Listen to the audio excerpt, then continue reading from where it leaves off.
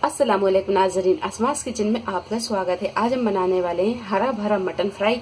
तो हमने यहाँ 500 ग्राम मटन लिया है और यहाँ कुछ पीस हमने चाप के लिए हैं और कुछ पीसों को ऐसे ही लिया है।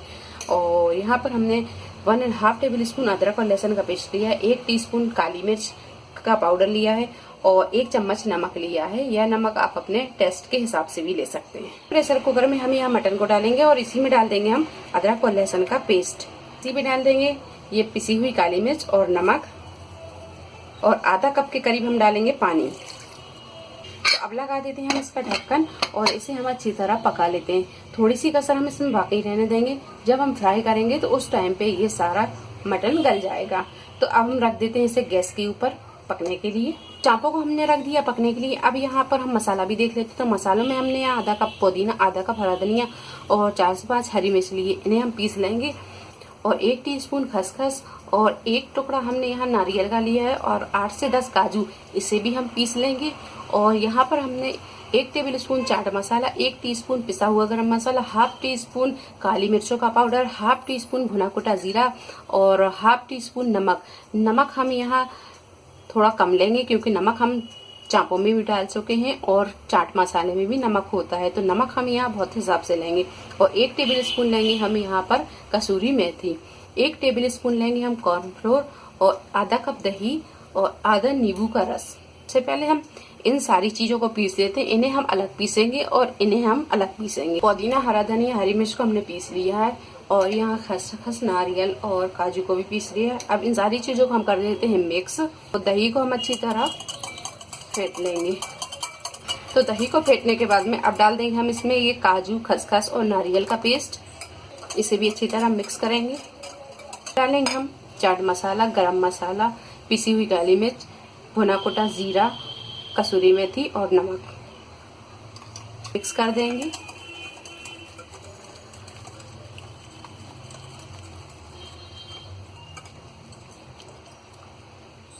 नींबू का रस,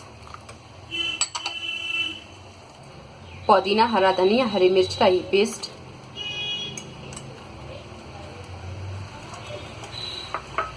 और इसी में डाल देंगे ये कॉर्नफ्लोर। मिक्स कर देंगे।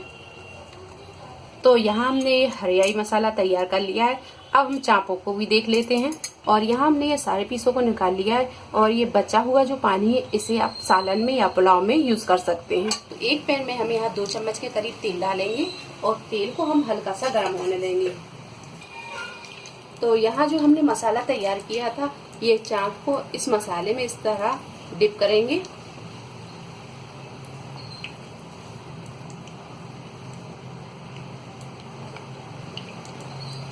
और डिप करके हम इसे पकते जाएंगे।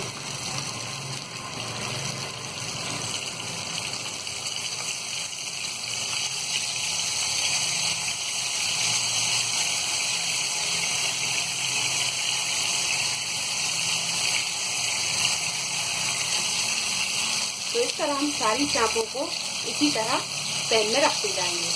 तो 1.5 से 2 मिनट के बाद में अब इसे हम पलटना शुरू करेंगे और यहाँ हम गैस की फ्लेम को फुल पर रखकर ही इसे फ्राई करेंगे।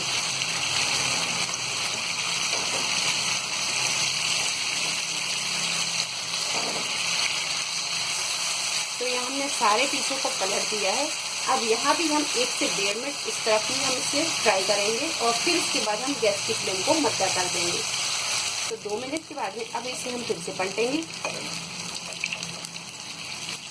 तो यहाँ 2 मिनट के बाद में अब इसे हम फिर से पलटेंगे।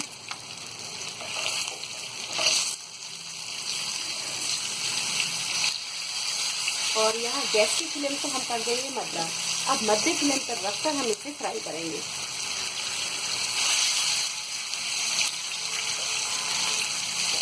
तो ये बची हुई ग्रेवी को भी हम ये बचे हुए तेल में फ्राई कर लेंगे। और यहाँ पर हम इसे थोड़ी देर फ्राई करेंगे। तो यहाँ ये मसाले को भूनते हुए हमें सिर्फ 1 से 1.5 मिनट हुआ है और इससे ज़्यादा हम इसे नहीं भूनेंगे। अब ये सारी चापों को हम इस पर इस तरह लपेटते जाएंगे।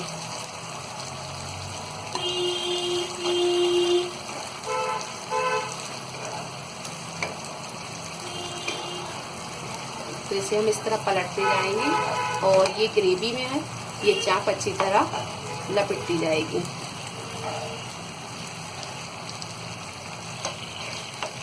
तो यहाँ ये बची हुई चापों को भी हम इसी तरह डाल देंगे और ये ग्रेवी में अच्छी तरह लपेट लेंगे।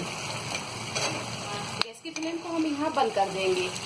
तो यहाँ हमने ये ग्रेवी में चाप को अच्छी तरह लपेट दिया है और अगर आप ये ग्रेवी पसंद नहीं करते हैं तो आप फ्राई की हुई चाप को भी खा सकते हैं। बाकी दोनों सूरतों में ये चाप बहुत अच्छी और बहुत टेस्टी लगती है। तो ये तैयार चाप को अब हम निकाल लेते हैं।